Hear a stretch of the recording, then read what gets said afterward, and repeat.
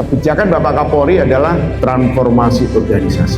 Organisasi kita harus besar. Bagaimana caranya untuk membesarkan organisasi? Bagaimana kita punya prestasi-prestasi yang membanggakan, khususnya di bidang lalu lintas. Yang paling terpenting adalah rekan-rekan menjadi pahlawan-pahlawan keselamatan.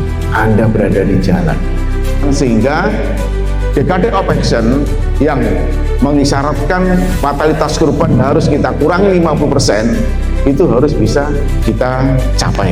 Ketika di era modern, ketika di era digital, Korlantas Polri beberapa tahun yang lalu sudah meluncing tentang ETLE nasional.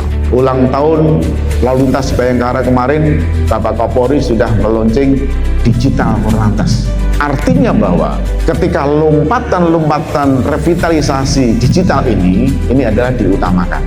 Maka dari itu saya terima kasih Pak Dirlantas bahwa revitalisasi ETLE di Polda Jawa Tengah sudah berjalan.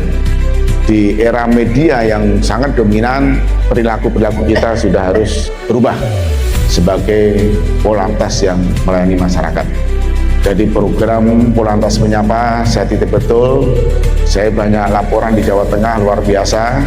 Jadi bersahabat dengan komunitas, menyapa dengan para driver, menyapa dengan pengguna jalan lainnya, bahwa Polantas itu tidak boleh punya musuh, tetapi kedepankan humanis, edukatif, jadikan pengguna jalan itu sadar dengan dirinya sendiri. Gunakan teknologi yang kita punya, ya. Kita punya ETLE statis, kita punya ETLE handheld, mobile, kita punya mobile on board, dan kita punya portable.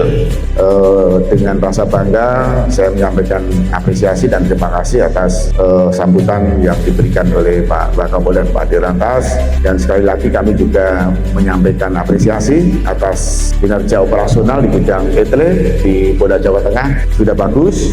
Saya bangga dengan Polda Jawa Tengah. Tugas pokok kita mewujudkan lalu lintas yang aman, selamat, tertib, dan lancar betul-betul bisa terwujud.